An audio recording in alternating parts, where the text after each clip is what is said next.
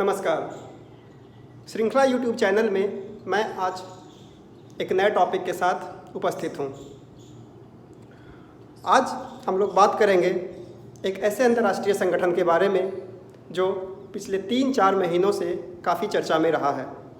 जी हाँ, मैं बात कर रहा हूँ WHO के बारे में, जिसे वर्ल्ड हेल्थ ऑर्गेनाइजेशन या विश्व स्वास्थ्य संगठन भी कहा जाता है।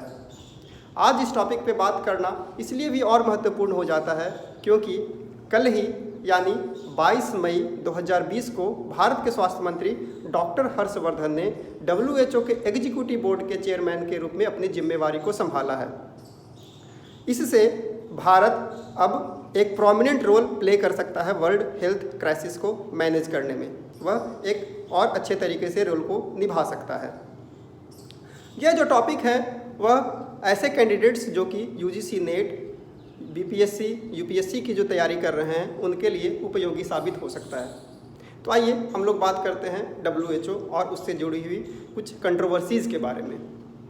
वर्ल्ड हेल्थ ऑर्गेनाइजेशन यानी विश्व स्वास्थ्य संगठन की स्थापना 7 अप्रैल 1948 को हुआ था, 7 अप्रैल 1948 को, और इसीलिए हर साल 7 अप्रैल को विश्व स्वास्थ्य दिवस भी मनाया जाता है, वर्ल्ड हेल्थ डे भी मनाया जाता है 7 अप्रैल को।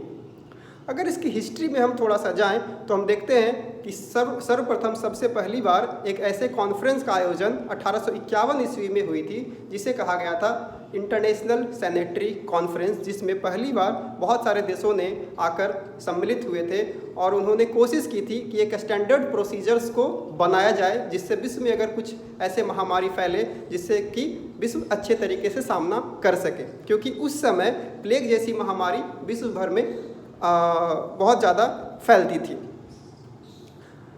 लेकिन उसके बाद 1851 से लेकर 1938 के बीच में ऐसे 14 अलग अलग जगहों पे कॉन्फ्रेंसेस का आयोजन तो किया गया, लेकिन वह बहुत ज़्यादा सफल नहीं हो पाया और कोई स्टैंडर्ड प्रोसीजर्स को वह बनाने में सफल नहीं हुआ। उसके पहले ही 1902 में एक एजेंसी का निर्माण किया गया जिसका नाम था पैन अमेरिकन सैनिटरी एजेंसी। उसके बाद प्रथम विश्व युद्ध के बाद जब लीग ऑफ नेशंस की स्थापना की गई तो उसके कुछ दिन बाद 1923 में एक हेल्थ ऑर्गेनाइजेशन का भी निर्माण किया गया। लेकिन यह दोनों ही ऑर्गेनाइजेशंस मतलब लीग ऑफ नेशन और हेल्थ ऑर्गेनाइजेशंस भी बहुत अच्छे तरीके से काम नहीं कर सका और द्वितीय विश्व युद्ध की जब शुरुआत हुई 1939 में तो उस बीच में ही बहुत सारे देशों ने ये डिमांड करना शुरू किया कि एक नए इंटरनेशनल ऑर्गेनाइजेशंस का बनाए जाना आवश्यक है। और इसी बीच अप्रैल 1945 में जबकि सैन फ्रांसिस्को कॉन्फ्रेंस हुआ था उसमें ब्राज़ील और चाइना ने एक प्रपोजल दिया कि एक नया विश्व स्वास्थ्य को देखने के लिए विश्व में कोई महामारी फैले उससे निपटने के लिए एक हेल्थ ऑर्गेनाइजेशंस का निर्माण किया जाना चाहिए। तो 1945 में जब यूनाइटेड नेशंस की स्थापना हुई उसके बाद 1948 में वर्ल्ड हेल्थ ऑर्गेनाइजेशंस का निर्माण किया गया, उसकी स्थापना की गई। वर्ल्ड हेल्थ ऑर्गेनाइजेशंस का जब स्थापना हुई 1948 में उसमें 51 कंट्रीज़ उसके सिग्नेटरी मेंबर थे और वो 51 मेंबर सभी के सभी वही मेंबर थे जो कि यूनाइटेड नेशंस के ओरिजिनल मेंबर्स थे जिन्होंने सैन फ्रांसिस्को कॉन्फ्रेंस में साइन किया था। तो WHO पहला ऐसा संगठन था जो कि यूनाइटेड नेशंस के सारे प्रारंभिक सदस्य WHO का जो स्थापना हुआ था उसके भी प्रारंभिक सदस्य थे। अगर हम इसके फंक्शंस अगर हम इसके कंपोजिशंस में देखें WHO की क्या कंपोजिशन है तो इसकी 3 अंग महत्वपूर्ण हैं, 3 ऑर्गन हैं जिसे world health assembly, executive board और सेक्रेटेरिएट कहा जाता है। वर्ल्ड हेल्थ असेंबली जो है वह इसका सबसे बड़ा बॉडी है, इसका एक डेलिबरेटिव बॉडी है जिसमें विचार विमर्श किया जाता है। इस बॉडी को हेल्थ पार्लियामेंट भी कहा जाता है, स्वास्थ्य संसद भी कहा जाता है। WHA जो है वर्ल्ड हेल्थ असेंबली जो है वह WHO का हाईएस्ट डिसीजन मेकिंग बॉडी है। आमतौर पर हर साल इसका एक आम बैठक होता है जो कि मई के महीने में होता है। अभी हाल में ही 18 और 19 मई को इसकी बैठक इसके हेडक्वार्टर जो कि जेनेवा में है वहाँ पर संपन्न हुआ है। दूसरा बॉडी जिसको एग्जीक्यूटिव बोर्ड कहा जाता है, एग्जीक्यूटिव बोर्ड जो है वह कंपैरेटिवली छोटा इसका अंग है जिसमें 34 सदस्य संख्या होते हैं। 34 जो इसका सदस्य संख्या है वह 3 साल के लिए चुने जाते हैं। हर साल इसके 1/3 सदस्य रिटायर हो जाते हैं और 1/3 नए सदस्यों को इसमें लिया जाता है। WHA जो भी निर्णय करती है उसको इम्प्लीमेंट करने का काम एग्जीक्यूटिव बोर्ड ही करता है और उसके अलावे वह समय समय पर सजेशंस और एडवाइस WHO को देते रहता है। तीसरा जो अंग है उसको सेक्रेटेरिएट कहते हैं, जो आमतौर पर ऑफिशियल काम करने के लिए होता है और इसका जो हेड है उसको डायरेक्टर जनरल कहा जाता है और जो कि WHO का भी हेड होता है, वर्ल्ड हेल्थ ऑर्गेनाइजेशन का भी हेड होता है। जो अभी डायरेक्टर जनरल हैं उनका नाम है टेड्रोस एधनोम, जो कि इथियोपिया के रहने वाले हैं, जिनका कार्यकाल 2017 से शुरू हुआ है और इसका कार्यकाल जो है 5 साल के लिए होता है, तो ये 2022 तक होगा। WHO के कुल सदस्य संख्या जो है पूरा टोटल जो मेंबर्स हैं वो अभी फ़िलहाल 194 हैं, 194 कंट्रीज़ आर देयर और 194 जो WHO के मेंबर हैं वह सभी के सभी मेंबर जो हैं वह वर्ल्ड हेल्थ असेंबली के भी मेंबर होते हैं। तो WHO जो है वह बेसिकली एक यूनाइटेड नेशंस का स्पेशलाइज्ड एजेंसी है। यूनाइटेड नेशंस के बहुत सारे ऐसे स्पेशलाइज्ड एजेंसी होते हैं जो कि स्पेसिफिक इश्यूज़ के लिए बनाए गए हैं, जैसे श्रम संबंधी मामलों के लिए इंटरनेशनल लेबर ऑर्गेनाइजेशन, मेट्रोलॉजिकल यानी मौसम संबंधी मामलों की जानकारी देने के लिए वर्ल्ड मेट्रोलॉजिकल ऑर्गेनाइजेशन, इसी तरीके से यूनेस्को, यूनिसेफ, ऐसे अलग अलग समय पे अलग अलग स्पेशलाइज्ड एजेंसीज़ का निर्माण किया गया है। लेकिन WHO जो है, वर्ल्ड हेल्थ ऑर्गेनाइजेशन जो है, वह यूनाइटेड नेशंस का सबऑर्डिनेट ऑर्गेनाइजेशन नहीं है, यानी इसका एक अपना अलग संविधान है, यह एक ऑटोनोमस तरीके से काम करता है और इसकी अपना एक बजट भी है। अगर इसके हम कंट्रोवर्सीज़ में देखें कि इसके फ़िलहाल क्या कंट्रोवर्सीज़ हुए हैं जो पिछले कई दिनों से चर्चा में रहा है वर्ल्ड हेल्थ ऑर्गेनाइजेशन के कार्यप्रणाली को लेकर और इसके महानिदेशक के कार्यप्रणाली को लेकर, तो हम एक टाइमलाइन को देखते हैं और उससे समझा जा सकता है कि यह किस तरीके से काम किया है। तो कोरोना वायरस जो कि अभी विश्व भर में फैला हुआ है उससे संबंधित इसमें काफ़ी कंट्रोवर्सीज़ रहे हैं इसके कार्यप्रणाली को लेकर। तो कोरोना वायरस को जो एक टाइमलाइन है उसको हम लोग एक नज़र डालते हैं।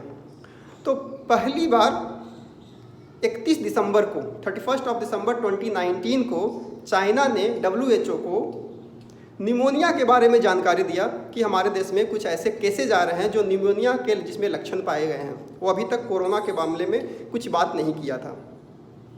बाद में 5 जनवरी को चाइना ने क्लेम किया कि कोई ह्यूमन टू ह्यूमन ट्रांसमिशन की बात नहीं है। फिर 7 जनवरी को WHO ने अनाउंस किया कि वह एक नए कोरोना वायरस के बारे में पता किया है और उसने नाम दिया नोवेल कोरोना वायरस। 11 जनवरी को पहला डेथ का केस आता है चाइना से, वो भी हुबेई प्रांत के हुबेई प्रांत में पहला डेथ होता है वुहान शहर में, जो 11 मई को चाइना ने बताया। बाद में 14 मई को WHO ने अपने ऑफिशियल ट्विटर हैंडल से यह बताया कि there is no evidence of human to human transmission, मानव से मानव में संक्रमण का कोई इसका साक्ष्य नहीं है, वह WHO ने अपने ट्विटर हैंडल से बताया।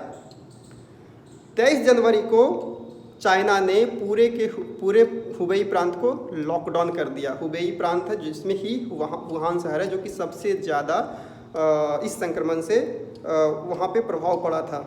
लेकिन 23 जनवरी को भी WHO ने पब्लिक हेल्थ इमरजेंसी अभी तक डिक्लेयर नहीं किया था विश्व को लेकर।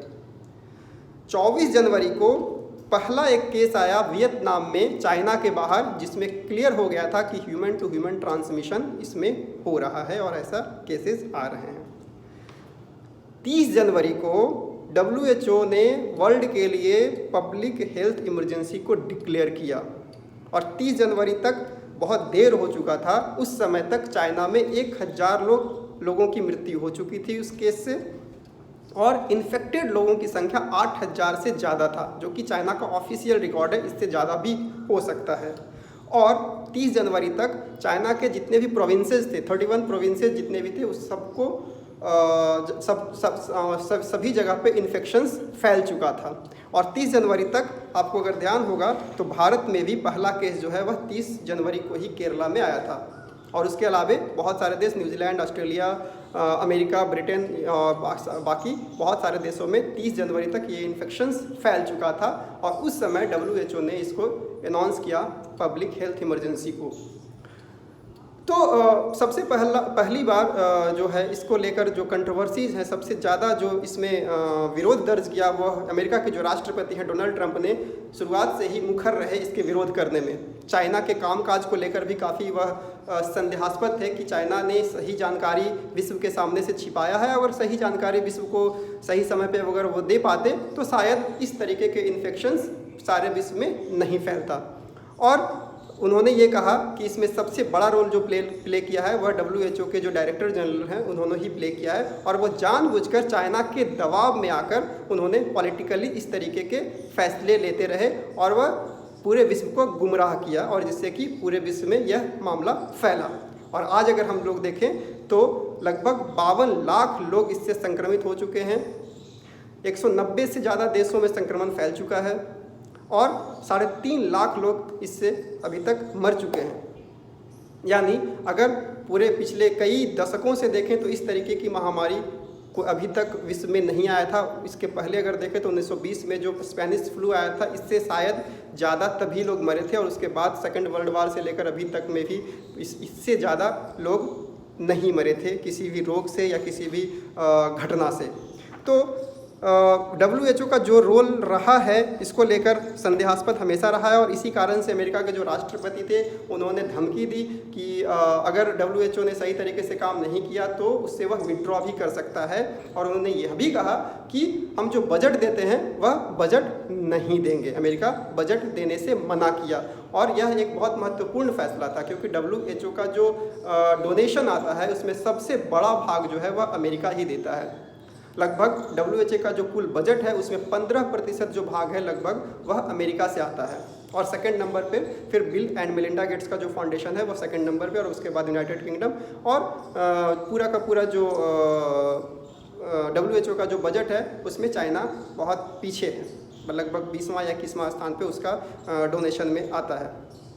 तो चाइना का जो रोल है वह शुरुआत से ही संदेहास्पद रहा है। अभी जो पिछले कुछ दिनों से बहुत सारे जो रिपोर्ट्स आ रहे हैं उसमें दावा किया गया है, बहुत सारे एक्सपर्ट्स ने दावा किया है कि चाइना को 17 नवंबर को ही पता था, 17 नवंबर 2019 को ही पता था कि ऐसे कुछ कोरोना वायरस के केसेज हैं जो कि ह्यूमन टू ह्यूमन ट्रांसमिशंस इसमें हो रहे हैं, लेकिन वह जानबूझकर विश्व के सामने छुपाया और इससे क्या हुआ कि विश्व के बहुत सारे देशों में वह फैल गया और विश्व को बहुत ज़्यादा उससे नुकसान हुआ। एक और इससे जुड़ी कंट्रोवर्सीज अभी सामने आ रही थी जो अभी ख़त्म हो गई है कि ताइवान एक चाइना के बगल में एक टेरिटरी है जो कि चाइना मानता है कि उसका ही टेरिटरी है और विश्व के भी देश, बहुत सारे जो देश है उसको रिकग्नाइज़ नहीं किया अलग देश के रूप में। लगभग 179 ऐसे देश हैं जो कि उसको रिकग्निशन नहीं देता है, हालांकि कुछ ऐसे देश हैं जो उसको रिकग्नाइज़ किया हुआ है।